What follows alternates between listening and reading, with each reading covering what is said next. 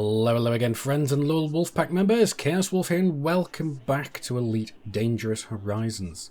Now, I say hello to the JCS Ragnarök, my Federal Corvette. JCS stands for Jonian Command Ship, and it is one of the prefixes we use in our fictional Jonian Navy. The standard being JNS, or Jonian Naval Ship. But this is my big beauty. This is my combat corvette. For a very short amount of time I was actually using this ship as a trade corvette, and I hated it. Why? Because this ship was not living up to its potential. At that point I just sold my Anaconda to be able to afford this. But I had actually gone and stored all the modules from my combat Anaconda so I could go and eventually transfer them over to this ship. Because this ship, for those of you who don't know, shares majoritively the same internal layout as the Anaconda. At least the core internals are all exactly the same. And it also uses usually the same shield. Because whereas if you have a combat Anaconda, you'll have a class 7 shield, so does this one. So I basically just swapped over all the internals from my Anaconda to this ship. And I've got to say, this ship is really spectacular in combat. Now, I have gone and made some upgrades to those modules ever since I had them on the Anaconda. So let's go and have a look at the specs of this ship and then go and have a look exactly how we've got it decked out. Here we can see the stats of the ship. Standard top speed is 270 meters per second, boost speed is 351 meters per second. Maneuverability is apparently 2 pips out of 10, although this is extremely unreliable when it comes to the actual maneuverability of ships. Now, the FSD range, laden unladen, that is irrelevant as well because I've got a standard frameshift drive mounted, because I still keep the modified frameshift drive that I've got on my Anaconda. Because I just like to swap it back and forth. If I need to move this ship somewhere else rather than in our home system, I will swap over the frameshift drive to this ship and then fly out to where I'm going. Now, as you can see, I've got the shields at 1029 megajoules, which is not bad, but it could be better. I'm not sure if I'm going to go and mess with this though, but we'll see. I've also got armor of 1503. Now, this can also be upgraded, and I do plan to upgrade this in the future once I get the ability to do so. Right now, I just don't have the credits to do so. Well, that's not technically true. I suppose I could if I sold all my other ships, but I don't want to do this. And here she is, the beauty that she is. First of all, let's go and have a look at the hardpoints. Now, as you can see, I've got twin huge class 4 plasma accelerators. Now, these are not modified at the moment because they are recent additions to the ship. And I do need to go and increase my rank with Bootstrap Bill, otherwise known as Bill Turner, to go and be able to roll up some grade 5 modifications for these again. Because I did recently go and modify up my Python's plasma accelerator, so I need to go and basically go through the whole process again with these. The plan is to go for some long range modifications. Now, I hear you crying, Chaos, why are you going for long-range modifications? Why don't you go for overcharged or focused weapons? Well, these are good points as well, but the reason I want to go for long range is because it's got one specific value that I'm really after, which is shell travel speed. And what this can do is increase the shell speed, or the shot speed, by up to 100%. So you can virtually double the velocity of your shells, which is what I want to do.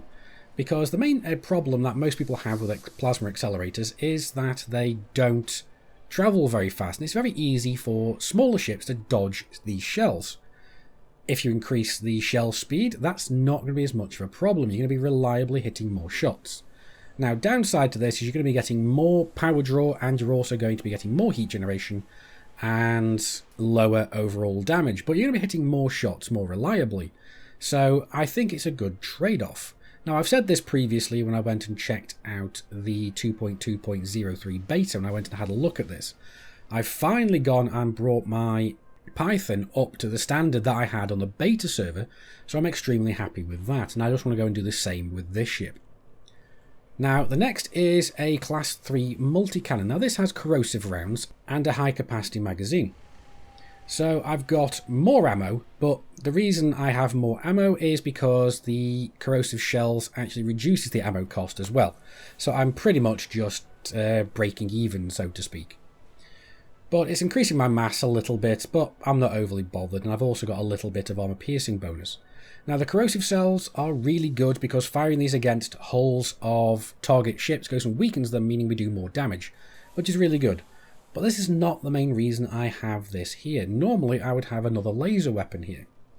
But the reason I have this one is because sometimes I'm fighting small, nimble little maneuverable ships, and hitting them with plasma accelerators is nigh on impossible. So this makes solo bounty hunting so much easier, having a second fire group where I can use my lasers and a multi-cannon. It just makes hitting those little ships that much easier. And now after this I have 4 beam lasers, 2 small and 2 medium. Now these are all modified the same way, although only 2 of them have a experimental effect, which is the 2 mediums. And how these are modified are with efficient weapons. Most of them are, well, actually all of them are grade 4 because I don't have the materials to go and upgrade to grade 5 on these yet. But that's not really a worrying thing for me. And the reason I go for efficient weapons is 9 times out of 10 you're going to be getting everything positive. Damage per second is usually going to be going up, but I just happen to get unlucky on a couple of these rolls and get a negative. But the main reason is because the distributor draw goes down greatly, as well as the power draw and the thermal load. So what this means is I can go and fire these for as long as I want, and I almost don't run out of distributor charge, so that's great. Now, I've also got the regeneration sequence on the 2 mediums, and what this means is if I'm in a wing, I can fire at my wingmates with just these weapons and regenerate their shields very quickly. So it's a really great little thing to have, especially if you're winging up a lot like I do. And here we can go, we can see the efficient modification on the small beam lasers. Again, these are all positive, there's absolutely no negatives to them whatsoever, which is why I really like the efficient modifications. Now, as I said, again, they are grade 4 because I don't have the materials for a grade 5 yet, because they are a pain in the butt to get. But eventually I am going to go and get the rest of the materials for this. Now, that is the hard points looked at. Let's go and have a look at the utilities. Now, here I've got 3 heatsink launchers. You can see 1 down here, and these are all modified for ammo capacity. So they've got an additional use of ammo, so instead of having 2 maximum ammo and 1 use, we have 3 maximum ammo and 1 use, so a total of 4 rather than a total of 3. And this is great because I've got plasma accelerators and I've got a bunch of shield cell banks. So in grand total, I've got 12 heatsink launchers, so that's really nice to have. I haven't bothered with any chaff launchers. I used to have them, but a ship this big, they're kind of pointless at close range. I've also got 4 A-rated shield boosters. Now, these are all modified up the same way as well, and these are all modified up for grade 5 resistance augmented shield boosting. With the proposed changes to the shield meta that Frontier are talking about, I think this is probably the best way of going about things.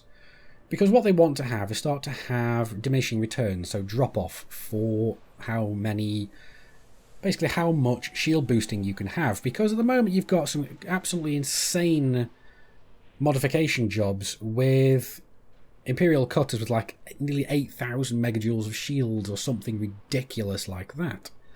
And these things are virtually impossible to kill unless you go and use some kind of questionable methods in-game.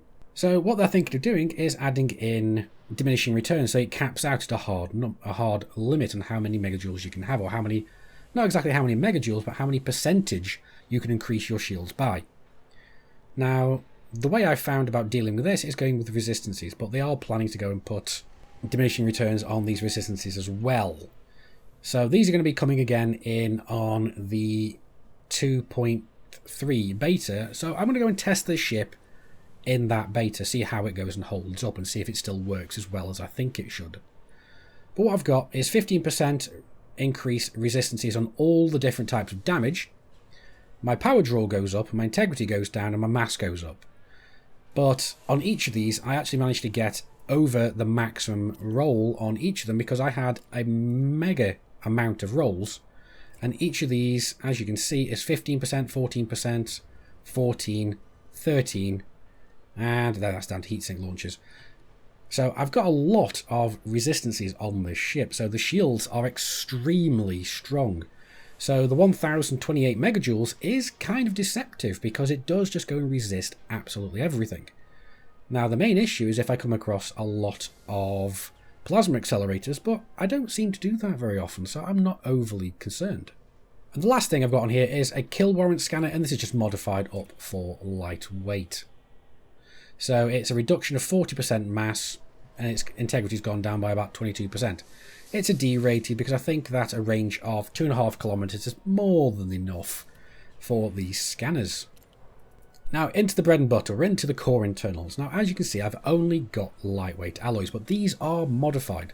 So what we've gone and done is we've actually just got a standard heavy duty armour on here. It's just a grade 1, just because that's all I had on me at the time. Because I do plan to go and change these out anyway to reactive armour, which I'm then going to go and modify up for thermal resistance, which is the best protection you can get hull-wise in the game to date. The power plant is maxed out and it's upgraded to overcharge power plant grade 2 because we don't really need any more than this. We've got an increase of 14% capacity, and this is more than what we need at the moment. In fact, we're about 99% power. As you can see here, we've got a maximum output of 41.05 megawatts, and we're only using 40.95. So we're quite literally at 99% power. So we've got a lot of power that we can still go and draw out of this beast. The thrusters themselves, now these I'm actually quite happy with. These are dirty drive tunings with a 33.8% optimal multiplier. So that's really, really nice. And we've got a thermal load of nearly 100. But that's not too bad. I actually have a thermal load on my Python of over 100, so that was a terrible roll. But it still does really well. This just makes the ship so much more manoeuvrable. The standard frameshift drive, because like I said, if I need to get anywhere, I'll swap the frameshift drive from my Anaconda into this ship. The life support isn't modified because I do plan to go and upgrade this at some point. I'm actually going to go for an A-rated and upgrade it to lightweight. So that's going to be really nice. But currently I've only got the standard one because I couldn't find the one that I really wanted. I don't believe, actually we do have it here. So I'm actually going to go and put that on now. So there we go. Grade 5 life support. All I need to go and do now is modify that for lightweight. And that's going to make us a little bit more manoeuvrable, and it's going to give us the 25 minutes of emergency life support if we need it. The power distributor's also been modified, and this is an 8A. This has been modified to a grade 5 charge enhanced power distributor. Now originally I only had a grade 4 on this on the Anaconda because exquisite focus crystals were like trying to find a needle in a stack of needles. Why was that? Because they were bugged and they didn't show up hardly ever. But thankfully Pribilov port, or Jonai, where the system there it is a high-tech system. We get them out the wazoo, so now I've got loads of them. So I can go and modify up this as many times as I want. So that's what we've done. We've got a really good roll on these. So we've got recharge of 33.4% on each of them, and we've only got them all reduced by about 12.4%, so that's not terrible. We also got a mass reduction and an integrity increase, so that was a really nice roll. Now again, the sensors are only 8E because currently here we don't actually sell anything that I would personally rather use, because personally I'd rather use either the A-rated or the D-rated. We don't have either of those here, so I'm kind of screwed either way. So I need to go and actually fly around and find some, but I've been too lazy to do so recently.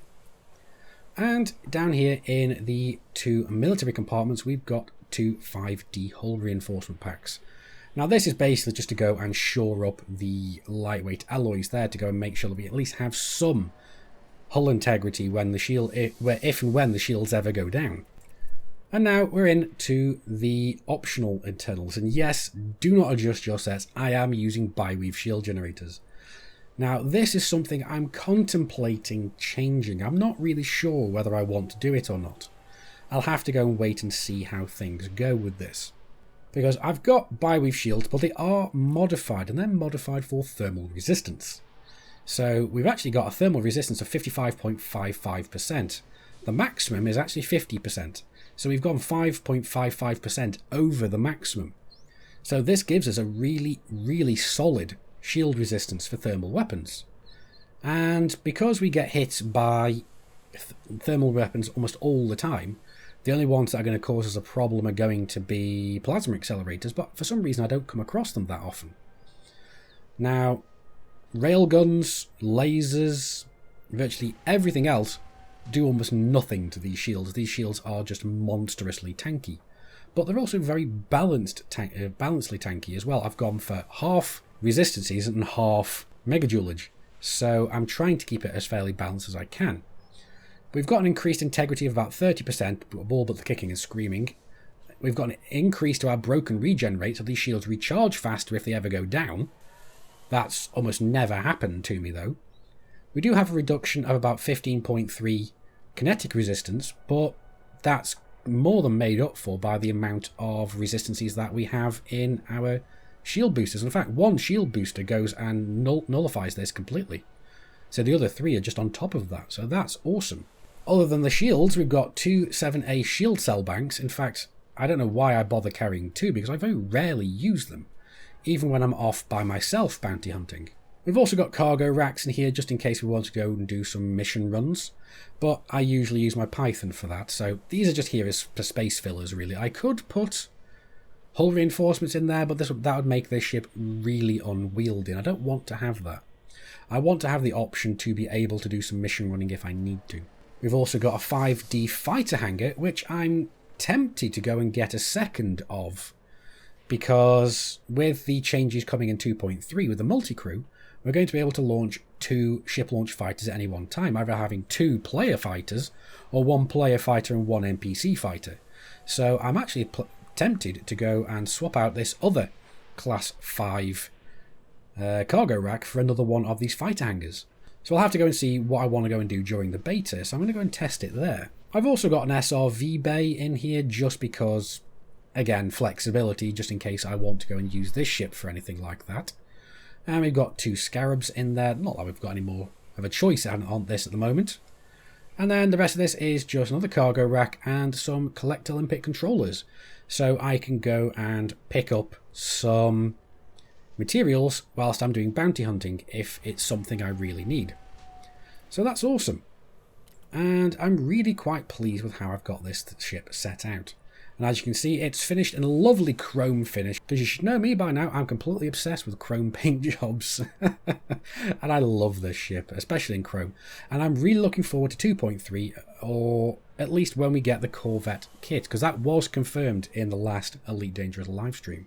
But anyway, let's go and take this out into a house res and go and see how well it actually goes and does in some combat. Now, whilst we're on the way out to some combat, I thought I'd go and just quickly show you my power priorities. Now, I basically use 3 priority groups, and these, so basically, priority group 1 is the, oh crap, everything's going wrong, and I need to get the hell out of there. Number 2 is not necessary for running away, but necessary for combat, and number 3 is everything not needed for combat, so my fuel scoops and so on. Not that I have one installed at the moment, but also vehicle hangars and so on, and cargo hatches. Basically anything that I don't need when I'm in combat. Alrighty, so here we are in the one of the hazardous resource extraction sites here in Jonai. And already I've run afoul of one of the issues that I have with Elite, and that's the... and that is the fact that I don't have a fighter pilot in my ship. Because I do swap around from ship quite often, and I forgot to go and put one in before this. Anyway, let's go and kill this ship. As you can see, taking its shields down are really easy, and as you can also see, my weapon distributor has not gone down hardly at all. Now I'm using the multi-cannon on this ship because it's too small and manoeuvrable to be hit by my plasma accelerators, especially in their current state.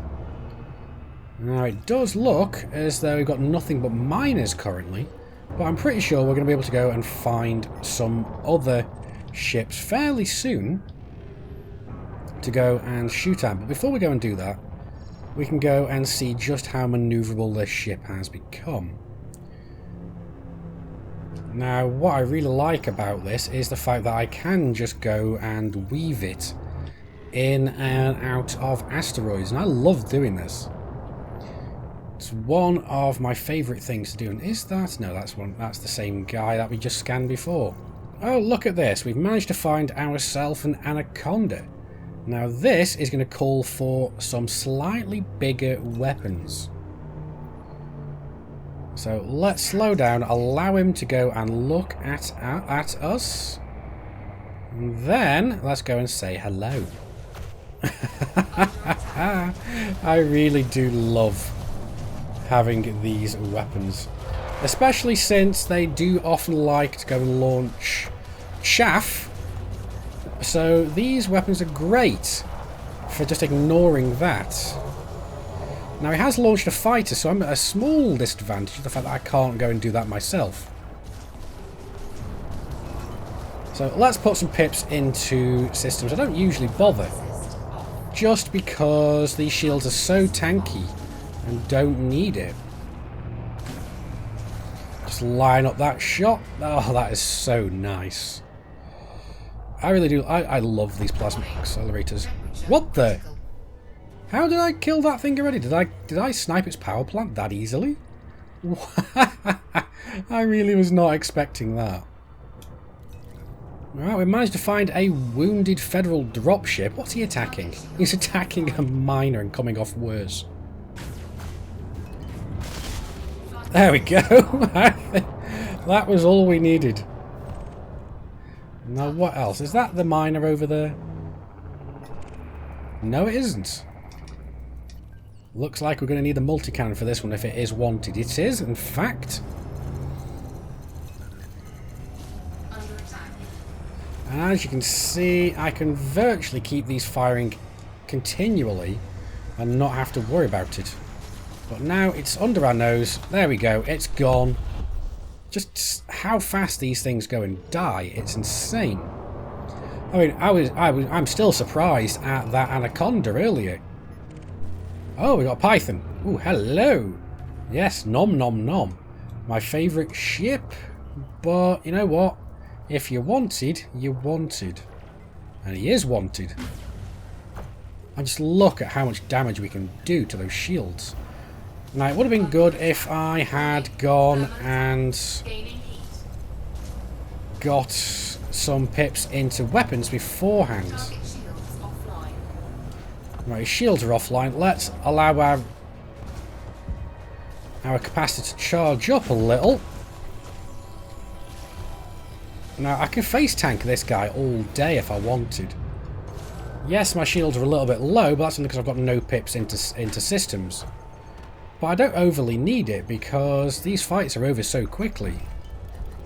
Looks like we've got the final ship on the agenda right now. And this is a wanted Imperial courier. So, pips into weapons. We'll do that straight off the bat because I'm going to forget otherwise. He's dumped his chaff. I mean, we could try and get a good hit on him with the plasma accelerators. But honestly, I'm not kind of overly... Actually, you know what? Let's give it a try.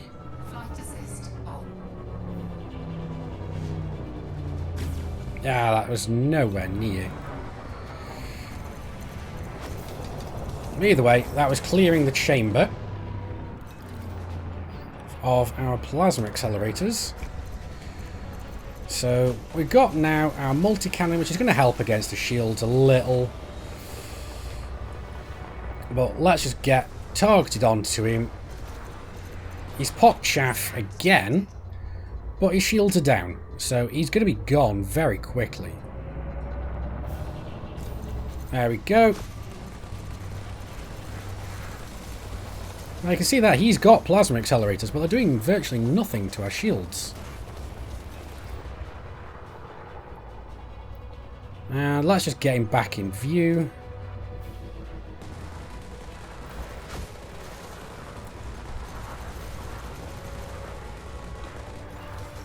You know what? We're close enough to give it a try.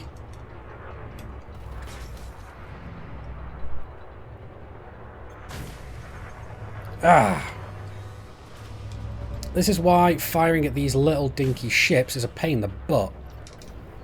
And I much prefer doing that with my multi-cannons. I'm really making a meal out of this. I could have had this guy killed ages ago, but he does just like to pop his chaff. It's the only thing keeping him alive at the minute, and the fact that he's way more manoeuvrable than I am.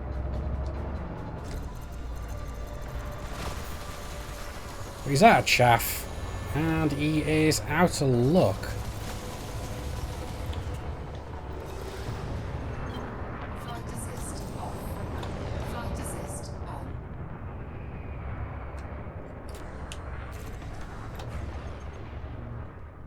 If he manages to keep trying to skirt around me, although he's not going to that much, but if I'd got my fighter, he'd be dead already.